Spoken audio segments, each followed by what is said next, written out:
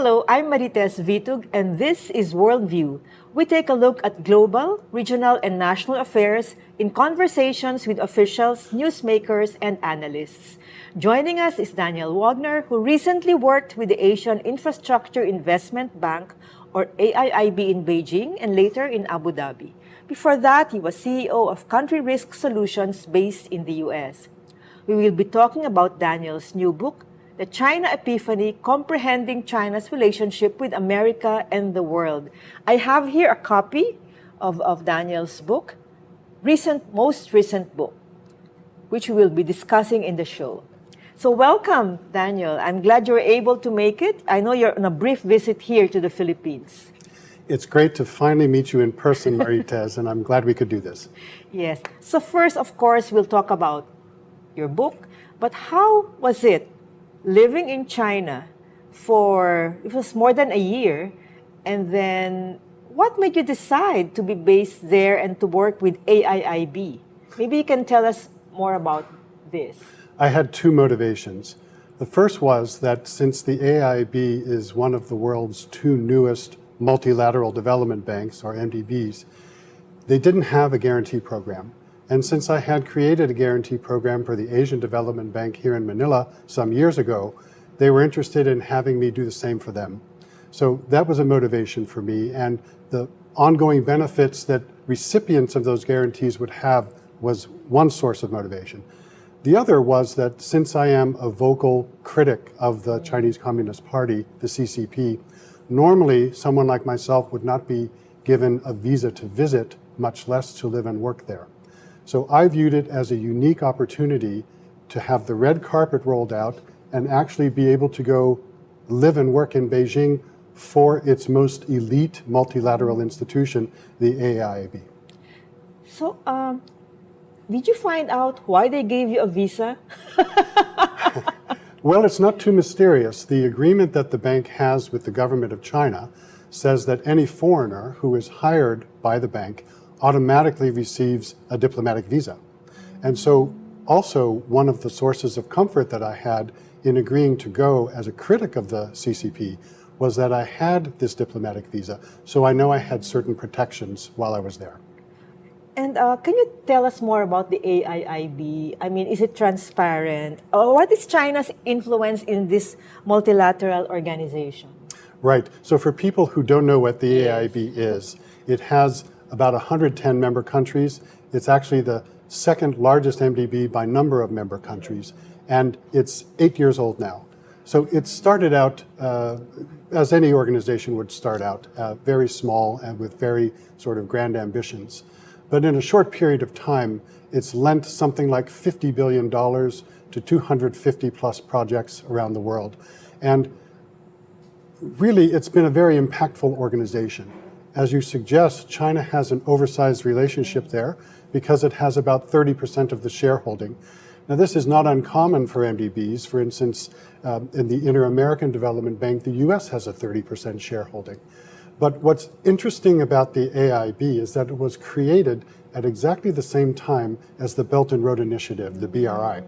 And so some of the original objectives of the bank are totally consistent with the original objectives of the BRI. Does China promote soft power through AIIB? I think it's fair to say that all members of all MDBs, in some sense, promote themselves through soft power. But it's a little bit different here. By the linkage with the BRI, and the bank has been accused of this certainly from its early years, it's actually been accused of politicizing the bank to be consistent with BRI objectives. Now, at the beginning, I think that was probably more true than it has been in the subsequent years. Actually, my understanding is that the bank's management is very sensitive to being perceived as overly China-friendly, BRI-focused, etc. And now they've completely diversified their portfolio so that there might occasionally be a project that can be linked somehow with the BRI, but mostly that's not the case anymore. Yeah, here in the Philippines, during President Duterte's administration, the Philippines borrowed for 2 infrastructure projects, but falling under the BRI umbrella, but not from AIIB. So it's not necessarily really just for BRI projects, because we borrowed from China Export-Import Bank. Sure. And that's probably a more direct source of BRI funding than the AIIB is or would have ever been. That all said, there's simply no question that it is also a policy tool for the Chinese government to be able to flex its muscles, not only its soft power muscles, but more its policy-oriented muscles more generally. The banks, many of the bank's core focuses, core objectives are rather perfectly aligned with those of the Chinese government. But that all said, it does have an independent board. It has governance and oversight that are consistent with the other MDBs.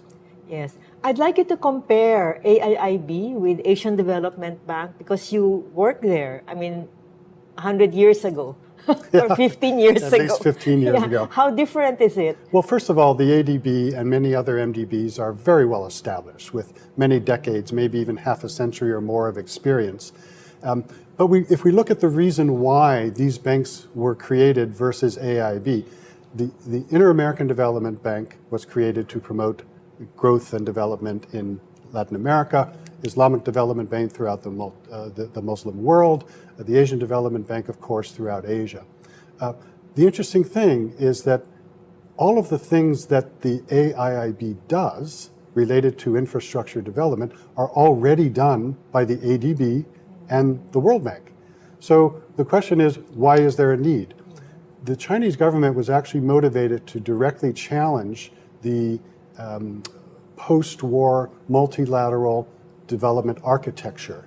And that is the reason that they created this, as well as the new development bank, which is based in Shanghai. So it was really a direct challenge to the post-war financial architecture at the multilateral level. And that's really the biggest difference, I would say. But another really big difference is that unlike the other MDBs, this bank does not have the word development in its name. It's got investment bank in its name.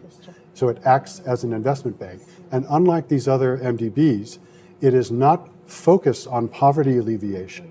It is focused on infrastructure development and solely on infrastructure development. So it doesn't really do technical assistance, it doesn't do grants, it doesn't do many of the things that an MDB would typically do. So what are your main takeaways having worked with the AIIB? And of course, later we'll talk also about more specifically your stay in Beijing, but your main takeaways from working with AIIB? Well, one of the main takeaways is that it certainly does more good than harm in the world. It's in business to promote development. That can really never be a bad thing. I think that it's gotten highly politicized in part because of the US, which never became a member, but there are more countries in the developed world that became members of this bank than did not. And I would say if we look at the development of the bank, it's done a lot of good things in a very short period of time. In fact, it's actually been more productive on a per capita basis than any other MDB. Until recently, it had just 350, 400 employees. Most of the other MDBs have thousands or tens of thousands of employees. And it's been highly productive. So they've done a very good job in developing and utilizing their resources very effectively. So what led you to write this book? Am I looking at the camera? Yeah. What led you to write the China Epiphany? You wrote this after. I actually wrote the first draft while I was still living in Beijing because I wanted my thought processes and my orientation toward this topic to be fresh and directly related to my experience at the bank. So that was the original objective. Now, what is the epiphany? The epiphany is that we have, the US has, for the first time in its post-war history, a rival, a proper rival. The Soviet Union was not a proper rival. China is a proper rival. And so among the things I discuss in the bank is, what does the US and the West need to do to think differently about China? What does China need to do to get along better with the West? And ultimately, the objective is to have mutual respect and find ways to build upon the relationship, because as you know, as your listeners know, the bilateral relationship between the US and China is at an all-time low. So the question is, how do we build to get a better foundation upon which to to proceed in the future. Now, there are a lot of skeptics out there, and there's plenty of room for skepticism because we've seen agreements come and go, we've seen initiatives come and go, and they sort of fall by the wayside or they just become obliterated. What needs to happen is that both sides need to come to some understanding about what each of the other needs to do and what each of them need to do. And among the things that the US and the West needs to do is it needs to marshal its resources more effectively to counter China, right? Because we've got individual countries doing individual initiatives, and they're not spending enough time on what they can do together. And it's only by joining their resources together that they're ultimately going to have the sort of force that they need in order to provide a proper counterweight to China. In terms of what China needs to do, it needs to understand that the rule of law applies as much to China as it does to every other country. Because one of the things that the Chinese government does is it kind of tests the boundaries of what can be achieved. For instance, where the Philippines is concerned with the Scarborough Shoal and with the Hague ruling, China just chose basically to ignore it. With the developments in the Paracel and Spratly Islands, the militarization of those islands, when that was happening, the US was sort of looking the other way. So China needs to understand that the rule of law certainly applies to it. And it needs to understand that it needs to become even more of a more meaningful sort of supportive role in the international community.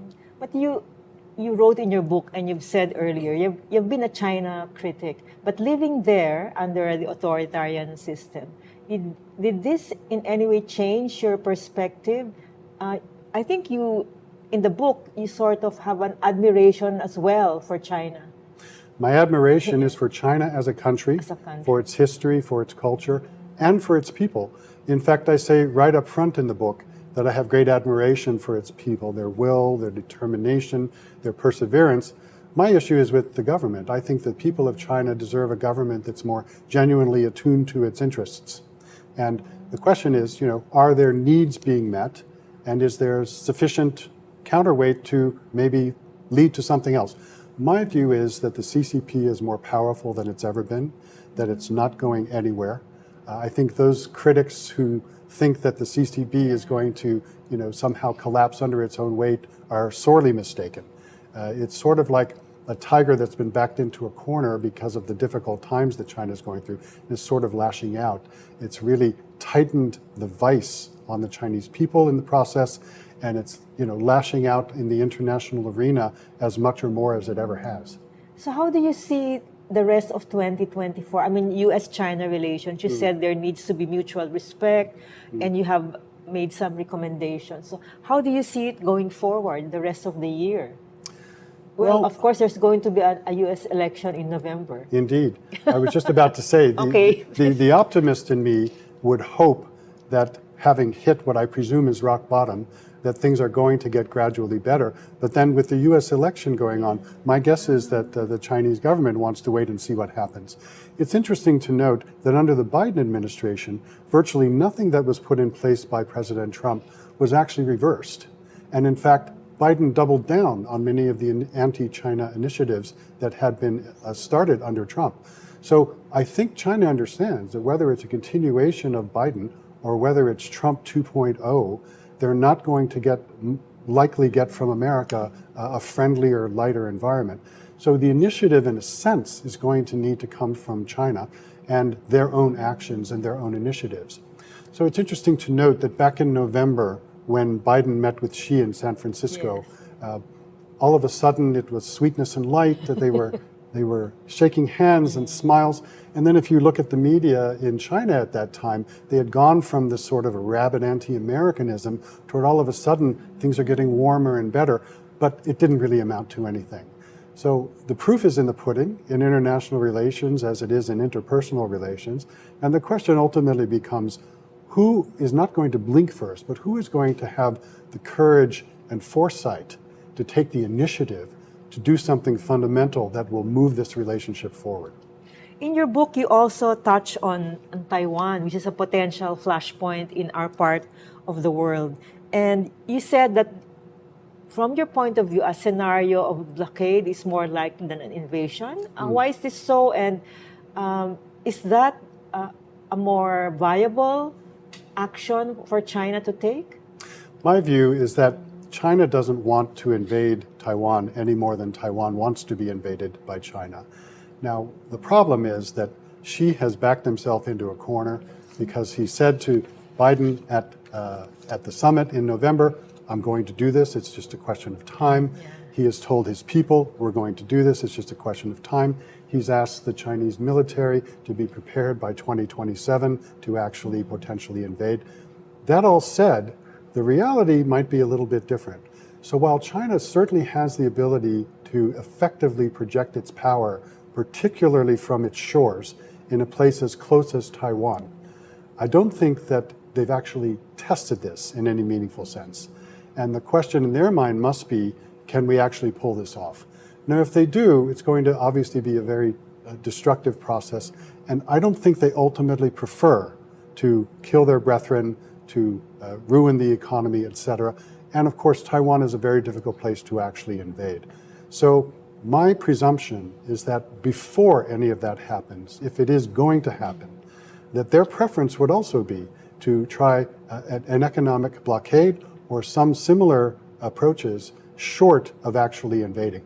Then when it comes to a possible invasion, I find myself asking, what are the chances that the anti-Chinese forces would actually prevail?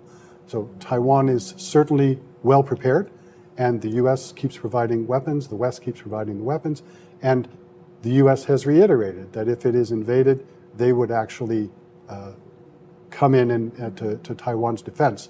But I think, and I'm not a military professional, but my own view from what I've read and seen and heard, is that that is a battle that the West probably will not win. And so if you're unlikely to win that battle, the question is, do you fight that fight? And I don't think anybody wants it. So what do we do in the interim? Does it fall short of an actual invasion? Only Xi Jinping knows. Yes. I'm trying to imagine a blockade. A blockade means there are also like ships physically surrounding Taiwan. Yes. But it can get tense. It can also lead to a crisis situation. Certainly can, but let's bear in mind, China has the world's largest navy. Not everybody realizes. So they have hundreds of ships that they could deploy for that task if they wanted to. The question I have is, what kind of resources do the US and the West have to deploy themselves in such a situation? Would it be effective? Is it even close to what it would need to be? So the US still has a superior navy in terms of firepower and the ability to project its power, but this is right next to China's own border. So I think it would be a very strenuous, powerful type of engagement if it happened. Yeah, there's also a fear here in the Philippines that we can get dragged into this war or invasion because geographically we're so close.